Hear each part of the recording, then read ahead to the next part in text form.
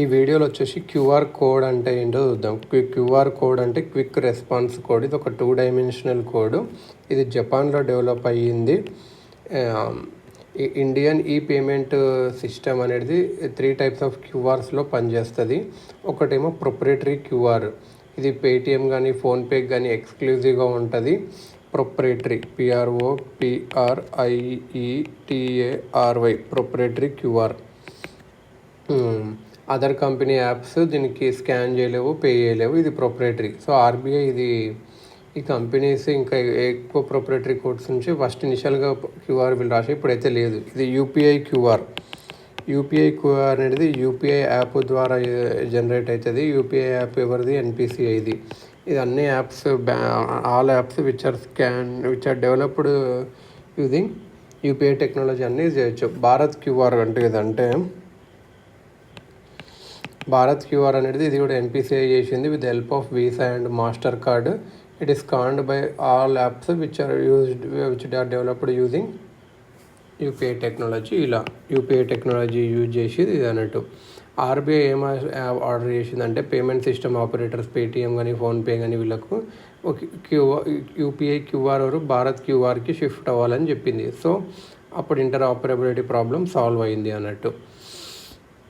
ఇలా అని ఇంకా యాక్చువల్గా ఎన్పిసిఐస్ యూపీఐ ఇంటర్నేషనల్ కోఆపరేషన్ ఎలా ఉంది అంటే ఇండియా అండ్ సింగపూర్ జాయింట్ ప్రాజెక్ట్స్కి కొన్ని చేసేవి. యూపీఐ విత్ పేనౌ, సింగపూర్కి సంబంధించింది PayNow money transfer system. Indian tourist అక్కడ భీమర్ యూపీఐ వ్యాలెట్ యాప్స్ వాడుకోవచ్చు షాపింగ్కి కానీ అలా. భూటాన్ ఏమో first country outside India to adopt UPI and its QR code system. ఇది అంత ఇంపార్టెంట్ కాదు ఇది అన్నట్టు. నెక్స్ట్ పేమెంట్ సిస్టమ్ ఆపరేటర్స్ అంటే ఏందో చూద్దాము. Payment and settlement system act 2007 ప్రకారం ఆర్బీఐ అనేది పేమెంట్ సిస్టమ్ ఆపరేటర్స్కి లైసెన్స్ ఇస్తుంది.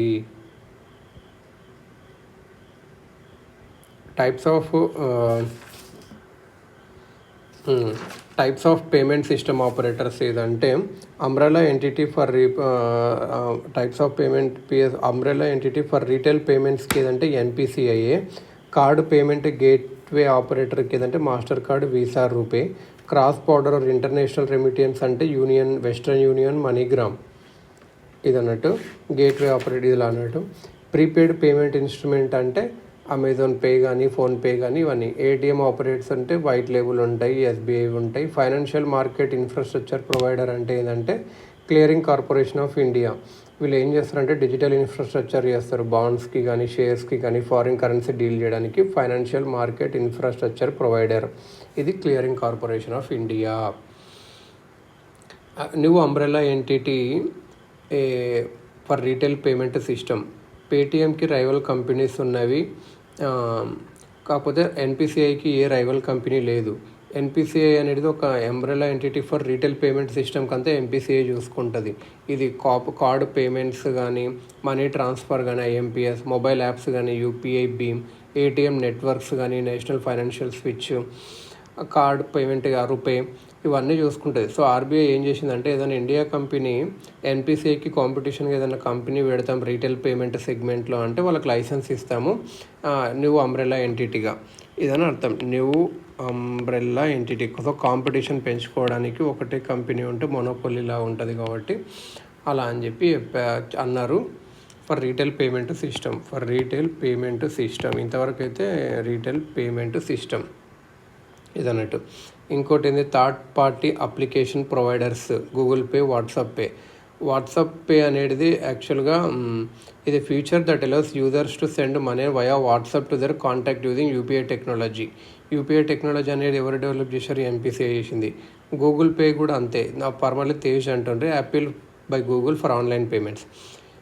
రూల్స్ ప్రకారం ఏంటంటే payment service providers are need to register with RBI under payment and settlement system act 2007లో. కాకపోతే గూగుల్ ఫంక్షన్ చేస్తుంది వితౌట్ ఆథరైజేషన్. దీనికి అసలు బ్యాక్గ్రౌండ్ ఏంటంటే గూగుల్ పే అనేది ఒక టెక్నాలజీ సర్వీస్ ప్రొవైడర్ మాత్రమే to its partner banks using infrastructure banks. వాళ్ళు పార్ట్ ఆఫ్ పేమెంట్ ప్రాసెసింగ్ కాదు. పార్ట్ ఆఫ్ పేమెంట్ ప్రాసెసింగ్ కానీ సెటిల్మెంట్ కానీ వాళ్ళకి లేదు. ఇది ఒక టెక్నాలజీ సర్వీస్ ప్రొవైడర్. పేమెంట్ అనేది డైరెక్ట్గా బ్యాంక్ నుంచి బ్యాంకుకి అవుతుంది. సో లైసెన్స్ అవసరం లేదు, రిజిస్ట్రేషన్ అవసరం లేదు గూగుల్కి అని చెప్పి అన్నదన్నట్టు.